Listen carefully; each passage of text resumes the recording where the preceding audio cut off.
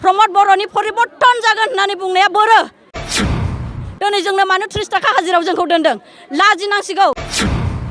समग्र शिक्षा अखम चिरां जिल्लानि मावख'नि लांगोनायाव फरायसालिनि ओंखाम संग्रा एबा मिड डे मिल मावथिफोरा सानब्रैनि हाबाफारि लानानै खुद्रिसारनाय हाबाफारि लादों।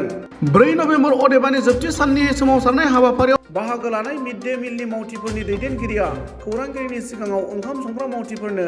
सोरखारा दानसेयाव 1000ल' मान बान्था होयो आरो बेखौबो 6-7 दानसिम पेन्डिं खालामनानै दोनो होनना बुङो आरो खामानि मावनायनि मान बान्थाखौ 10,000सिम बारायनानै दानफ्रोमबो होनांगौ होनना दाबि खालामो। लोगोसेनो बिथांमोननि दाबिखौ सोरखारा मानिनानै लायाब्ला दुलाराय आसामनि गासै 1,08,000 ओंखाम संग्राफोरा फैगौ बिसायख'थियाव खुंथाय गोहोआव थानाय सोरखारनो भट होनायनिफ्राय गोजानाव थागोन होनना हुमखि होयो। आरो आसामनि गिबि मन्त्रि डक्टर हिमन्त बिश्व शर्मा लोगोसे बिटिआरनि गाहाय मावफुं सोद्रोमा प्रमद बर'खौबो ओरैबायदि बुङो। जों दिनै 1 थारिखनिफ्राय दिनै 4 थारिख जोंनि हंग्राम खालामनायनि जाथायानो जाहैबाय जोंनि सेलारि मोनैनि थाखाय जोङो स्कुलाव 9थानिफ्राय जोङो ओंखाम संनो थाङो जोंनि न' बां न'नि खामानिफोरखौ गारनानै 2थाल'खै जों खामानि मावो। दिनै जोंनो सेलारि मोनैखाय 30 थाखा हाजिरा जोंनि न'खरखौ जों बोरै फोथांनो जोंनि न'खरखौ बोरै फोथांनो फिसा फिसौजों जों बोरै गानहोनो जोमहोनो बे 30 थाखाजों जोङो मा मोनजायो मा मोनलोङो जेबो मोनजाया मोनलोङा बेनि माइरं सेरसेबो मोना आरो बिटिआर सरकारा गोबां अरुण'दय बायदिसिना ओरैनो जिरायनानै थाग्राफोरनो ओरैनो बेखौ सोना होनो हादोंबा जोंनि मावनानै मोननांगौखौ जोंनो मानो होनो हायाखै प्रमद बर'आ दिनै प्रमद बर'आ सिगाङाव गोदो मा बुंदोंमोन बेयो बुंदोंमोन गोरिब दुखिद्र मानसिफोरखौ आङो नायगोन परिबर्तन जागोन होननानै बुंदोंमोन प्रमद बर'आ प्रमद बर'नि परिबर्तन जागोन होननानै बुंनाया बोरो दिनै जोंनो मानो 30 थाखा हाजिरायाव जोंखौ दोनदों लाजिनांसिगौ परिबर्तन जाबायब्ला जोंनो बे सेलारिफ्रा बारायनांसिगौ दिनै जोंनो मानो बारायनानै होनो हायाखै जोंनो सेलारिखौ नांगौ जों बेयाव हंग्राम खालामनाया जोङो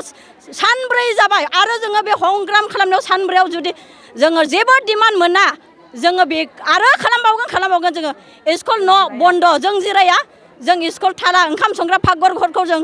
मा खालामगोन जोङो थाला होगोन 1 मास थाला होगोन जोङो आरो जोंनो गोख्रैनो जोंनो फिननाय नांगौ गोख्रैनो जोंनो सेलारि जोंनो बारायनायनि जोंनो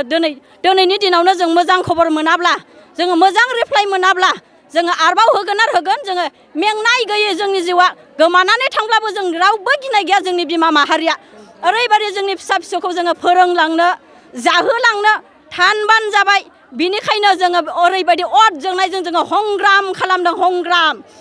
बिटिआरनि प्रमद बर'खौ जोङो बुङो गोख्रैनो जाहाथे जोंनि थाखाय राहा लायाबा जों आरोबाव खालामगोन स्कुलाव मानो नायबाबायो डिउटि खालामो मिड डे मिलनि खरसाफोरखौ होयो माइरंफोरखौ हरो जोंनि बिथनखौ मानो होआ बे बिथनखौ मोनाबा जों मारै संनो ओंखामखौ जों मारै संनो बोरै जों 30 थाखा हाजिरानि सानफ्रोमबो जोंनि फिसा फिसौखौ रसा फोनांनानै बे स्कुलाव जोङो खामानि मावबाय थानो हायो नामा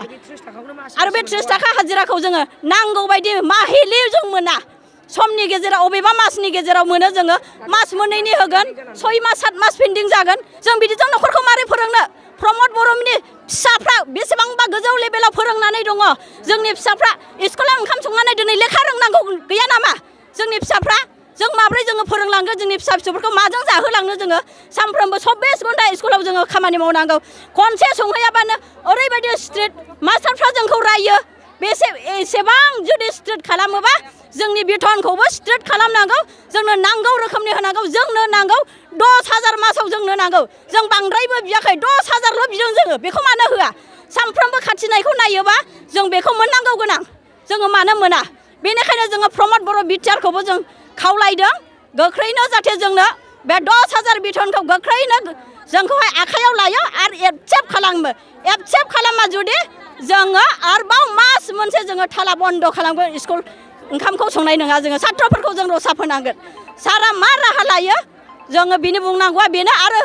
बुंदों हिमन्त बिश्व शर्माया गिदिर प्रग्राम बायदिसिना बानायबायो दिनै जोंनि सेलारिखौ मानो होनो हायाखै बे माबाया बेखारावबा ओरैनो ओरै एकदमबारे प्रग्राम बानायबायनानै थाखा गारहैनो हादों आरो जोंनो बे ओंखाम संनायखौ मानो होनो हायाखै बे हिमन्त बिश्व शर्माया जोंनि दायित्व लानांगौमोन बियो गिदिर प्रग्राम बायदिसिना बेखारावनो थाखा गारबा बायदों दिनै जोंनो सेलारिखौ होआखै मावनानैसो जोङो बिदों बेखौनो होआ आरो माथो अरुणादय बायदिसिनाफोरखौ मावा मारैनो ओरैनो दुनायानि अल गासैयावबो बयबो ओरैनो मोनजायो जोंना मावनानैबो जोंनो अरुणादयखौबो जोंनो होबावा गासैखौबो जोंनिखौ मा खालामखो अरुणादय होगोन होननानै डकुमेन्टस बिनानै सोरबा सासे सानै मोनजानायखौबो दानहोबावबाय बरंसो माने बिदि खालामखो हिमन्त बिश्व शर्मायाबो प्रमद बर' हिमन्त बिश्व शर्मा गोख्रैनो एक्सेप्ट खालामनानै लायाब्ला जों हंग्रामखौ खालामगोन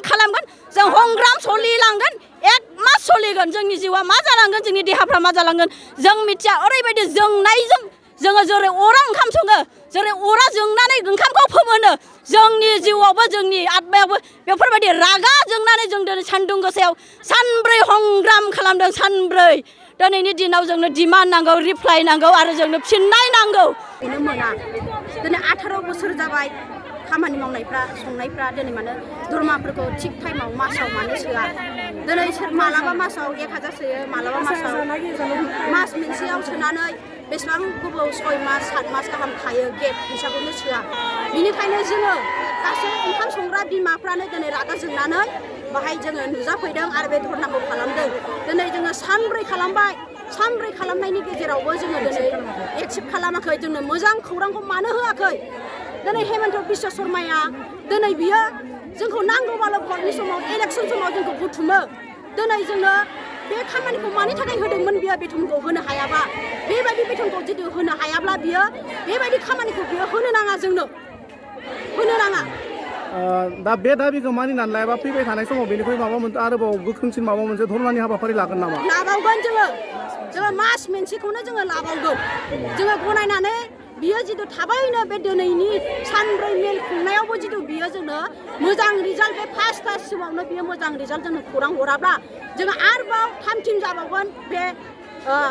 मेलखौ जुथुमबावगोन जोङो आरो बेयाव बे प्रग्रामखौ जों खालामबावगोन जों गोख्रों आरो हाबा लाबावगोन जोङो बे खामानिखौ मावनो थाखाय जोङो गोबां दुखुनि गेजेराव दङ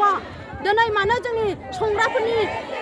बिमाफोरनि फिसाफोरा लेखा रोंनाङा नामा जोंनि 30 थाखाजों सोरखौ नुखो दिनै बेबायदि खरसा खालामो बे हेमन्त बिश्व शर्माया 30 थाखा फैसा लानानै बाजाराव मरना लानानै गिदिंथों बे मना बुंजासे खरसा मोनोना आलु सेरसेनि बेसेबां दाम पियासा दिनै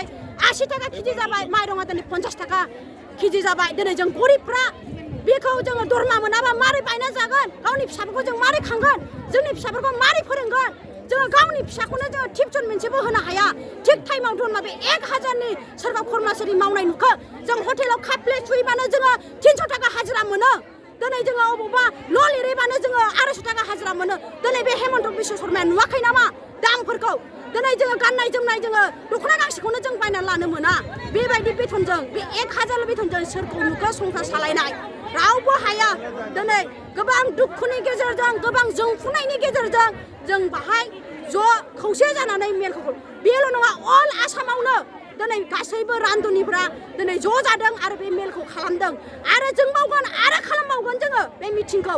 आरोबाव जोंनो जेसेबां डिमान्डआव जोंनो होआ एसे गोबाव जोङो आरो मास मोनसे जोङो टारगेट लादों बेखौ खुंनो थाखाय जोङो बेखायनो जोङो हेमन्त बिश्व शर्माखौ गुरैयै खावलायदों आङो बे मिडियानि गेजेरजों नाय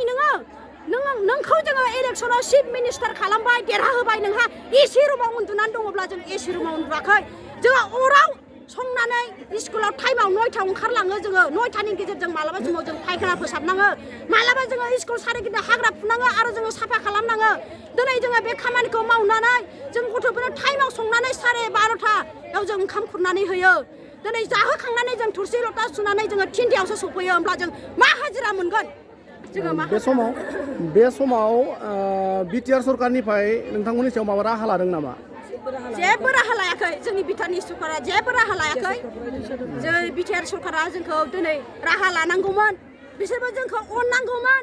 जोङो जेरैबायदि जों गावसोरखौ इलेक्सनाव जेरैबायदि भट होनांगौ जों जेरैबायदि होयोमोन दिनै देरहाबोबाय जोंनि बिटिआर सरकारा मानो खामानिखौ मावा बेफोरखौ नुवा नामा जोंनि बिटिआर सरकारफ्रा बेखौ नुनांगोन नायनांगोन जोंखौ अननो रोंनांगोन दिनै अल ओंखाम संग्राफ्रानो बिमाफ्रानो उदखारिफ्रा दिनै मोदै फसरनानै दिनै गाबै गाबै बिदों दिनै जोंनि बिटिआर सरकारा आखायाव लानांगौ गोख्रोंनो